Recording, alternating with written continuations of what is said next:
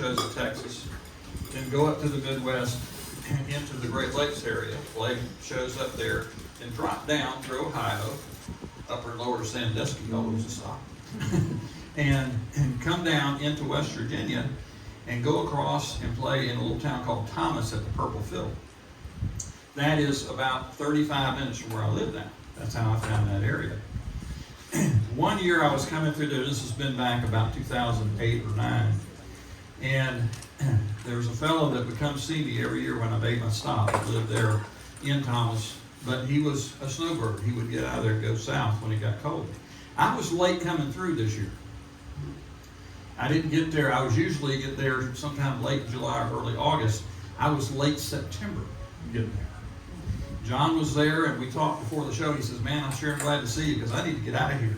I got to get down to North Georgia because it's going to be an awfully hard and bitter winter.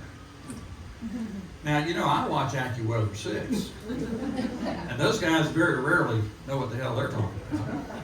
So I said, well, John, what makes you think it's going to be such a rough winter? He says, the hummingbirds left 2 weeks early. I didn't know they had a calendar, but they do.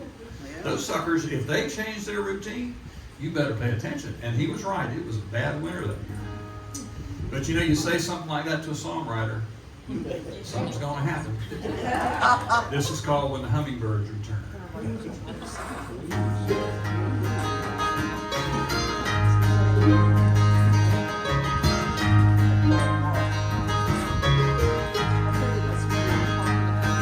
There's a hard wind rolling down on Tucker Mountain. See the firewood that's been gathered, split and cured to burn.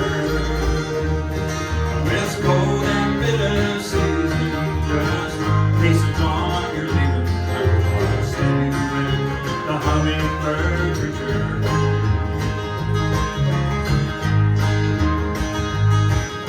Springtime plays us off here on this valley.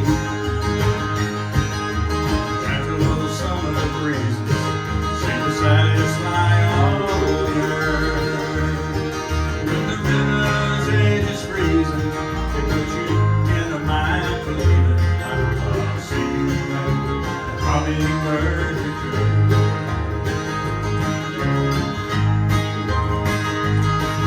Oh, you're going where the sun won't look and lies till and winters.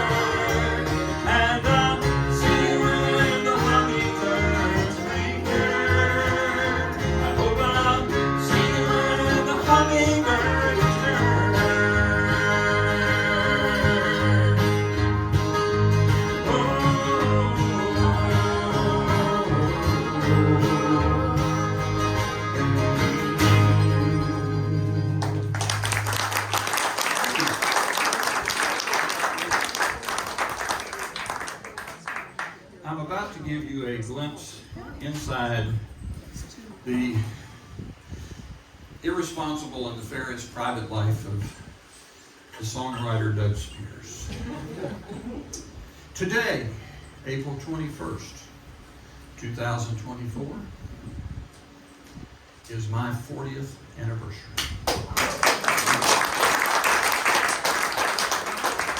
She's sitting in the back there.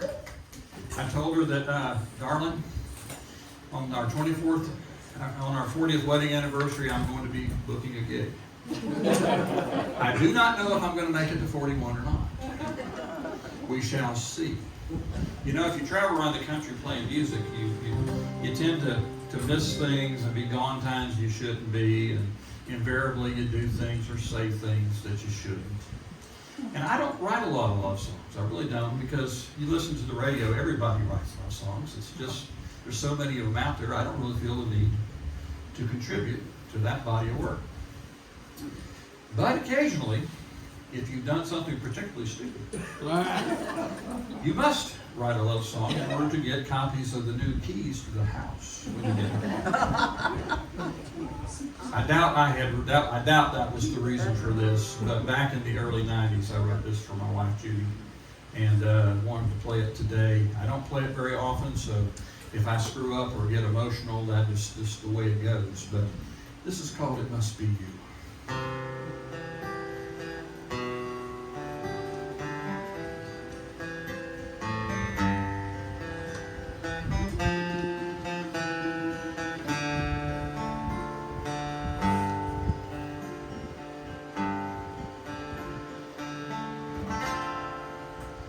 Walk outside, the skies are gray, still the sun seems to find a way to shine on me. Oh, it must be you, just when I'm feeling down and out. Oh, breaks through these clouds of doubt and leads me on. Oh, it must be you. It must be you that makes the stars seem so bright. And it must be you that makes the wrong turn out so right. And it must be you that makes it all seem so worthwhile.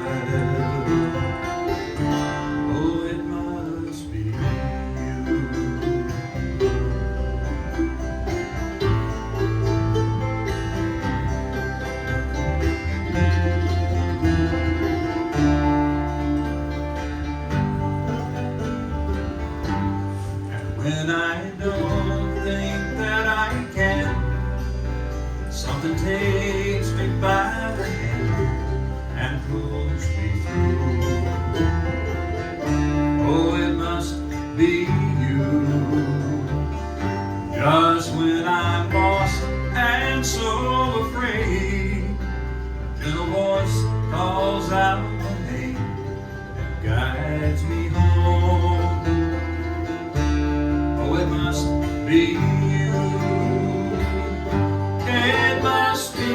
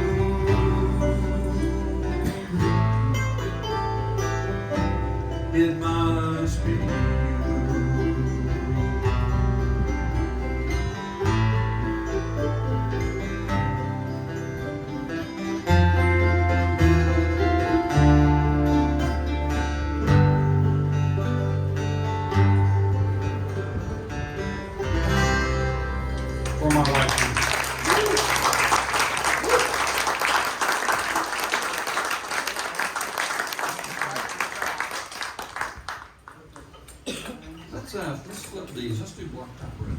Let's do Blacktop Road and then C. Blacktop Road C. All that traveling I did, I would try to stay off of the interstates as much as I could. You know, there's parts, sometimes you're just in a hurry, you got to use the interstate. But, you know, I grew up, that family farm that we talked about, that's on what now is Highway 44. My grandfather built that house on that piece of property. It was a two-wagon road. It's before it became Highway 44. But I tried to spend most of my life off the beaten path. I like blacktop roads a lot. I seem to feel more at home when I get a little space around me. This here's called Blacktop Road. Are we ready? Nope. We're going to talk about, oh, that's right. Is now it this legal is, in this county? What's that? Two Well, banjos? for this song, we are going to have two banjos on stage. It requires a special permit. We applied to St. Johns County, and we got word just as we were driving up that we were cleared for today only. So don't be trying this at home. You'll get, it's bad. People will be checking your backyard for outhouses and all kinds of things. I saw a sign on a music store coming in south of Jacksonville that said, "We sell musical instruments and banjos." You got it? All right, here we go. You ready?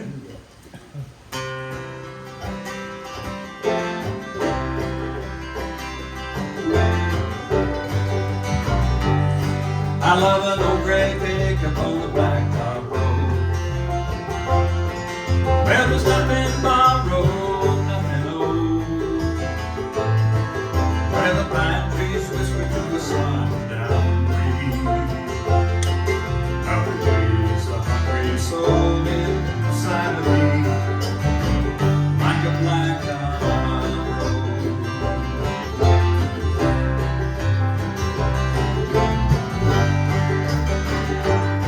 Now there's a cracker farmhouse up ahead. I wanna lay down in that big grass bed, listen to the crickets and the tree frogs sing. Such simple things, like a blacktop road.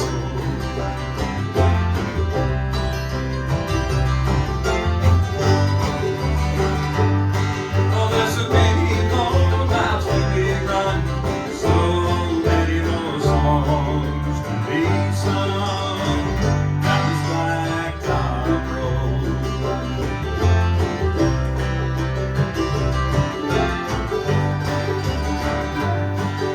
The hawks are out hunting the little brown, while I chase the sun, I'm western bound. There's so much life out between the lines. If you take the time, you'll see all the signs down this blacktop road.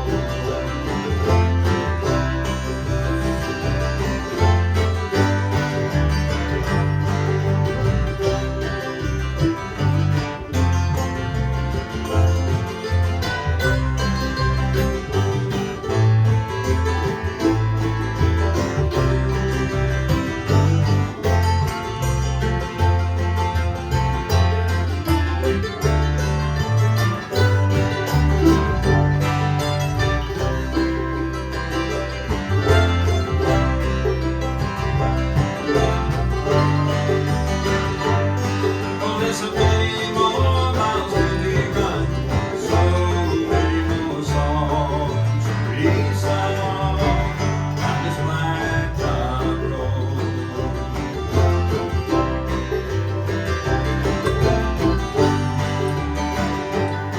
Well, now I ain't been here since the dawn of knowing, and I might not ever be here again. Whether you win or lose, there is no shame. If your heart got it true, is your changing lanes down this blacktop road.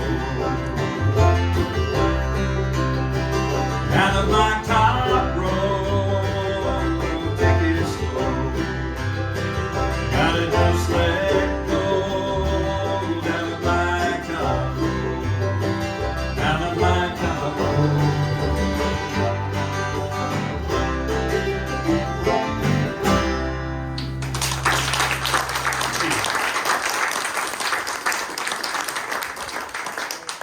It's amazing how much water you can expel through your pores up under this roof. I've drank almost a gallon since I got here, and every once in a while,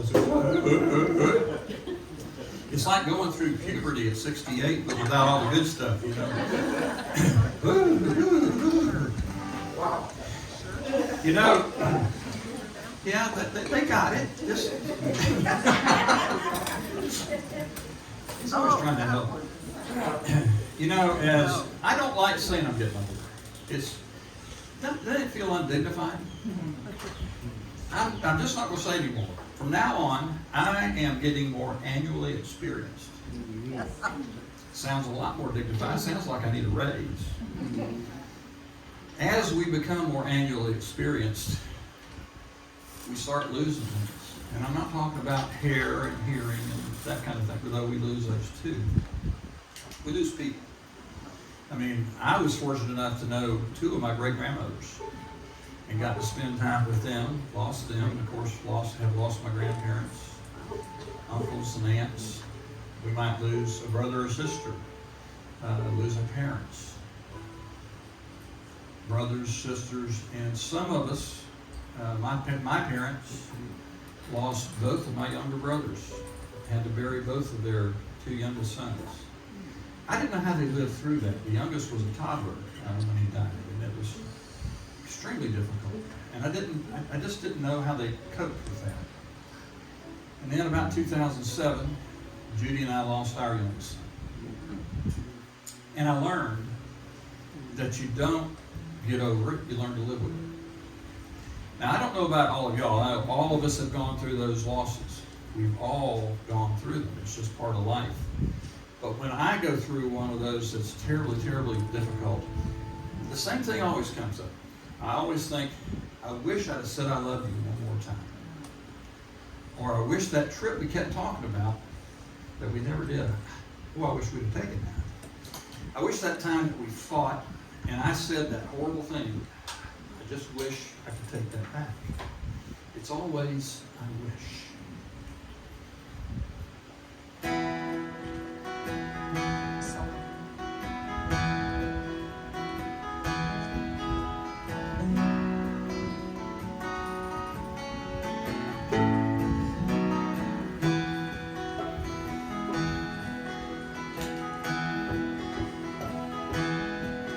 Oh, I wish I could remember all the faces that I've seen, all the creases, lines, and wrinkles from the life lived in between.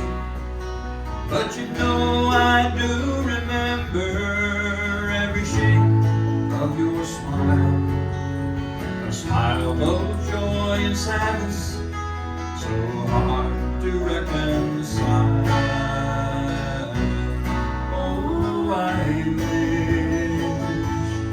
Oh, I wish, oh, I wish I could remember you right back into my life.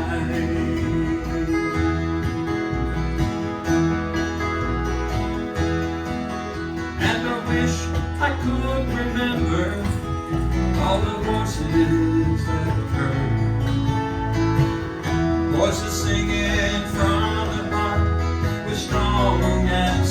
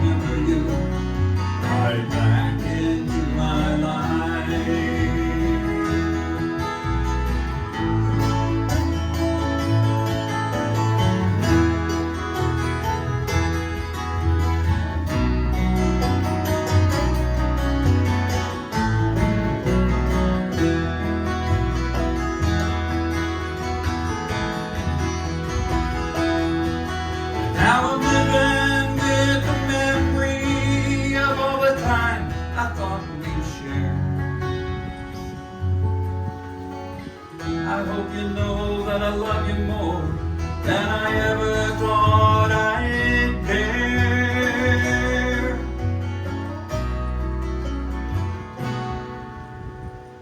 And I wish I could remember all the tears I've cried, tears of joy and sorrow, tears that had no reason why. But you know I do remember the tears of your goodbye, tears that stain my broken heart and never seem to dry. Oh, I wish, oh, I wish, oh, I wish I could remember you right back into my life. Oh, I wish, oh, I wish, oh, I wish I could remember you right back into my life.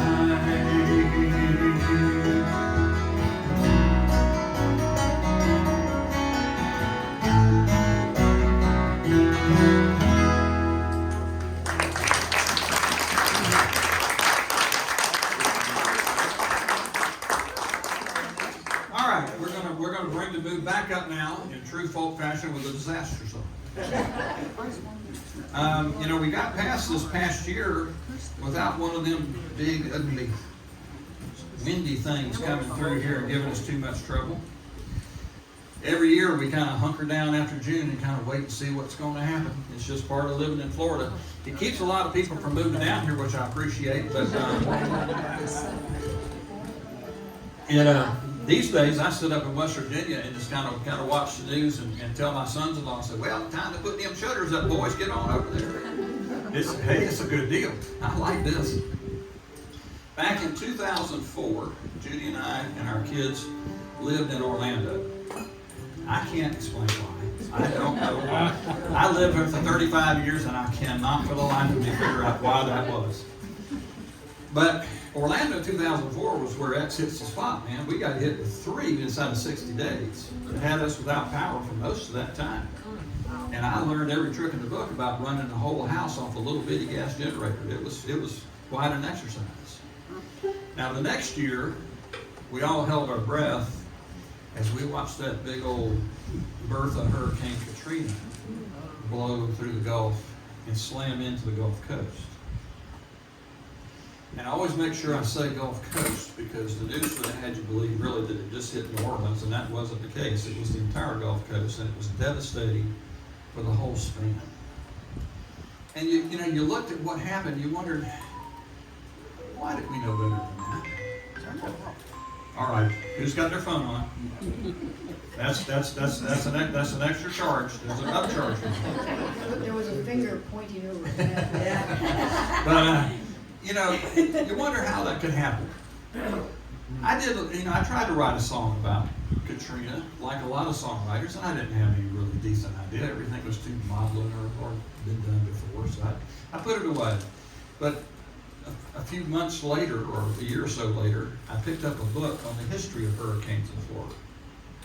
And then it included information about Katrina, and really came to understand that though Katrina was a very large storm, in terms of wind power and things, it really wasn't.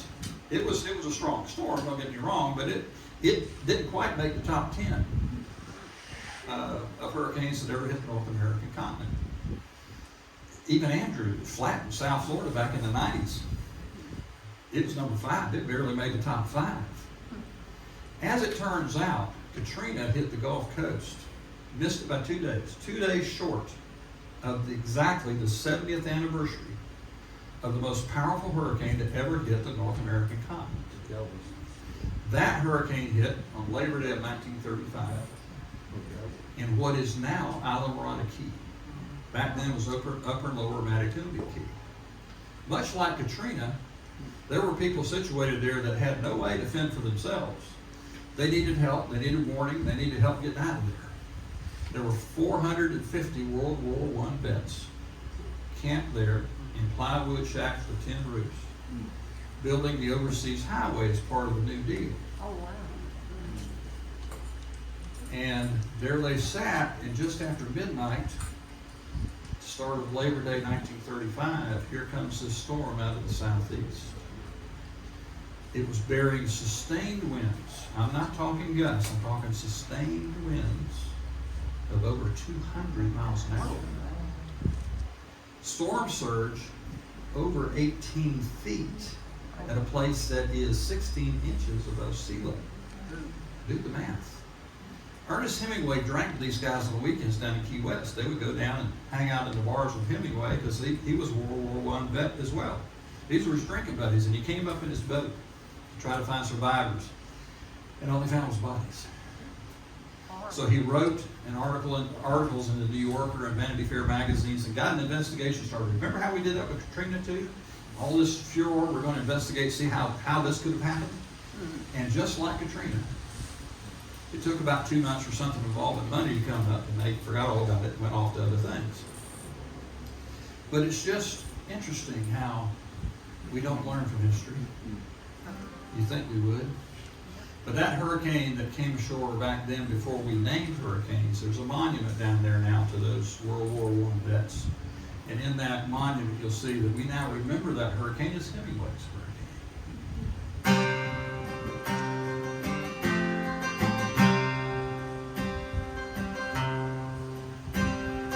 Hemingway lived down in Old Key West, and he drank in the bars with Uncle Sam's best. And when he heard how they died, he flew off in a rage. His mighty men roared at how they'd been betrayed. Oh, his mighty men roared at how they'd been betrayed. 'Cause it was Labor Day 35.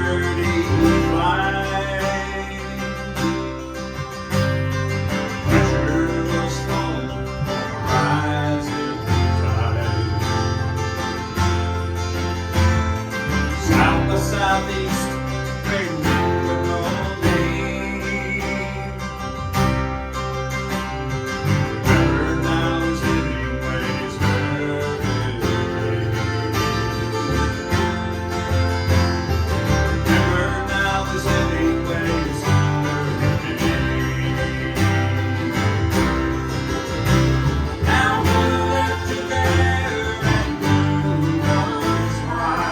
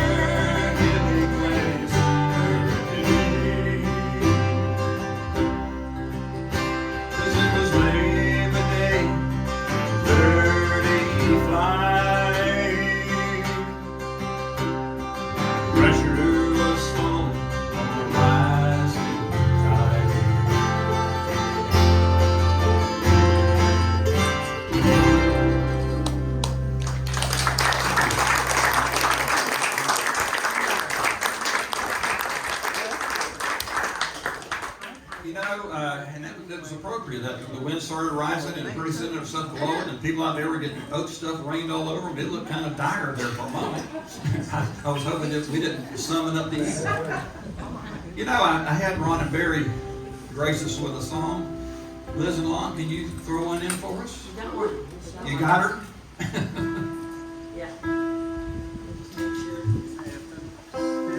While Liz is sitting, once again for Barry Lichauer here on banjo. Ron Lichauer here on banjo. Lon Williamson here on bass. And including here Liz Williamson. Cheers, everybody. Cheers, leader. I wanted to do it'll be Mother's Day in just a few weeks. It's a whole song in tribute to my mother.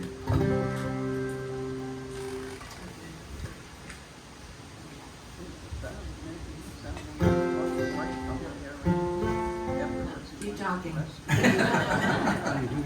Yeah. See, Liz worries about whether she's in tune or not. You guys don't care, so I don't worry about that.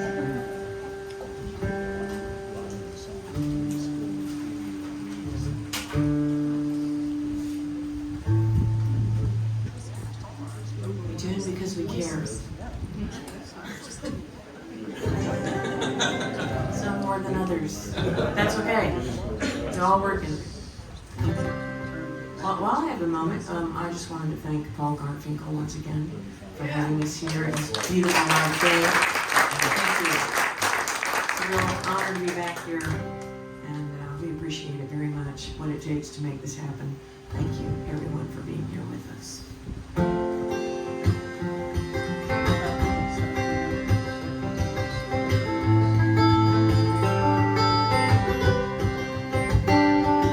There's a bluebird in my heart. She's been with me quite a spell. Ever since the day we said goodbye. To the beating of her wings, my heart measures time. And I wanna let you sing.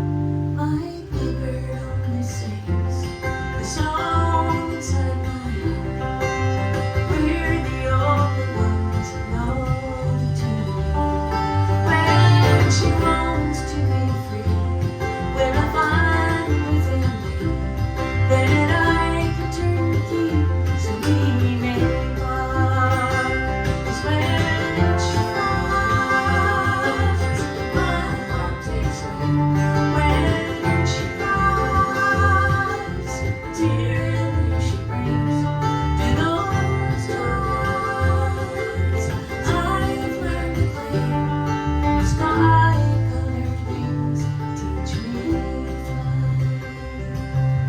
free in the blue by and by.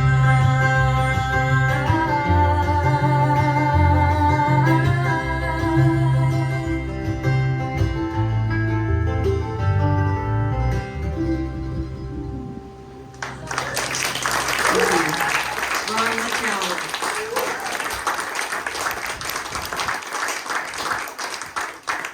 We're gonna do a couple more for you, and then run you off to wherever you go on Sunday evening to have dinner or watch a game of some kind or a sporting event. Sure, I'm glad you came out here to be with us this afternoon. We all have friends in our life. Some of us, I hope all of you are blessed to have some really good old friends. I've had my share, but the one that I had that I knew the longest in living years, knew him more years than I knew my own mother in terms of living years, was a fellow by the name of G.Z. Smith. We're going to do my old friend. Lived over the Brooksville area, originally from St. Petersburg area, another cracker. G.Z., I knew him from the time I was very, very young. In fact, he was the guy that first showed me chords on guitar. And that guitar that he had at that time that he showed me those chords on, I now have. It hangs in my music room. I knew him for better than 60 years. Just 2 summers ago, G.Z. had been fighting a form of cancer for a couple of years and fought it hard, but it caught up to him. Just before we left to go to West Virginia, I went over and I intended to spend an hour or so with him and just spend almost the entire day. I think we both knew it was the last time. And of course, not long after we got to West Virginia, I got word that he had passed. So we came back for his memorial service and, as it happened, a grandson's wedding. So we were able to combine the trip. But he was one of the, it's that kind of friend that, you know, you have trouble and you need something. You don't call him. He just shows up. He's there. He knows what you need and he shows up. If you're celebrating something, you don't have to invite him. He's there.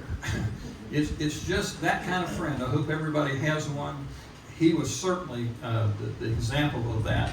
And after he passed, I wrote this in his memory. This is called My Old Friend.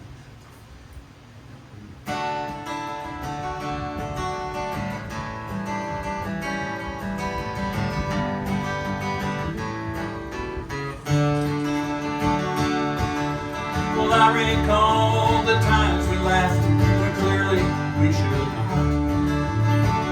I recall the lies we told any time that we got caught. I recall mistakes we made that we never made again. Lord, I hate to say goodbye, my old friend. Lord, I hate to say goodbye, my old friend.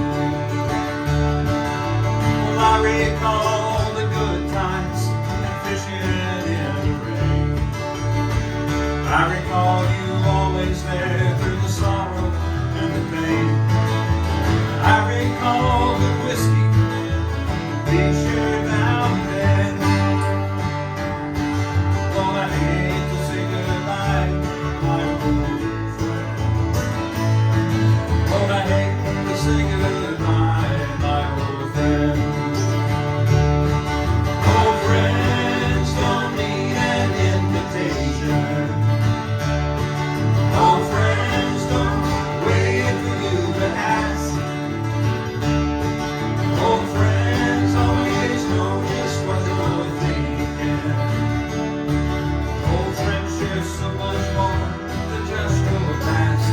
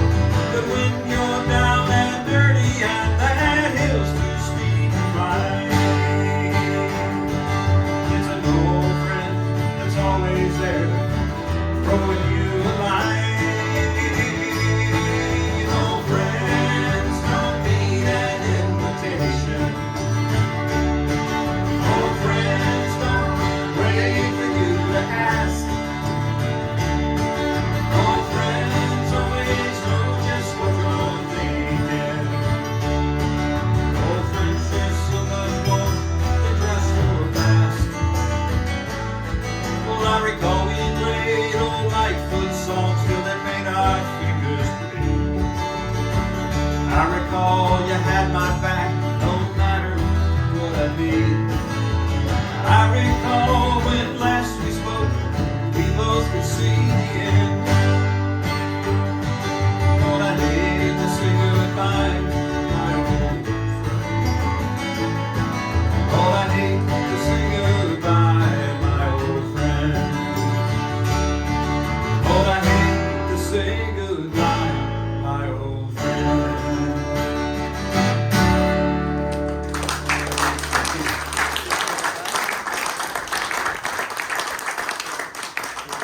You know, if you run around the country claiming to be an itinerant folk singer, songwriter, troubadour, you got to have you a train song. That's your bona fides. You can't do this without a train song. Well, I got one. Back at the turn of the century, the real one, not this fake one we just had. You know, the fastest thing going, Landseer Air, was a steam train. Those rail lines didn't make much money, they claimed, off of passenger traffic. Amtrak claims the same thing today, but I looked at the schedule and I ain't buying it. But one of the most lucrative contracts they could get was the U.S. mail contract, and it was a really strange contract. It was not like most government contracts that are let out in a back room on a wink and a nod, you know, for an extended period at an exorbitant rate. The way they awarded these contracts is every year they would publish the routes between which they needed the mail carried by rail and the price they were going to pay. And whoever had track along that route would run a timed race to see who could run it the fastest, and they would get the contract for the coming year. Coming year only. They did this every year. Well, in 1901, Jacksonville had burned almost completely to the ground. You know, the mattress fire had just about wiped that town out. And they were looking for something to be excited about, some good news. Well, they announced that they were going to run a timed race down from Savannah, Georgia to Jacksonville, Florida. The plant and the Seaboard Lines had track in that area, and they signed up to run the race. Seaboard Line took off, man, they were doing good. They were making great time. Plant engine, not so much. Plant engine takes off and gets about as far as me to Larry back there and breaks down. Now this is a timed race. They don't let you start over. You got to figure out something. So they pushed that engine off onto a spur, brought up another engine, clock's running, and they take off. Now the Seaboard Line gets word by wire what's going on. You know, we're going toward us inherit now, man, because we got this in the bag. They failed to take one thing into consideration. That second engine that came up was being piloted by an old guy named Henry Gage. And this old boy knew what he was doing. This was not his first rodeo. He got that thing fired up, and when he crossed the Florida-Georgia line coming into Jacksonville, he set a new land speed record in 1901 at 120 miles an hour. Now, in 1901, that is cooking. That's just flow of traffic on 95 today, but back then, that was fast. This is called steam train.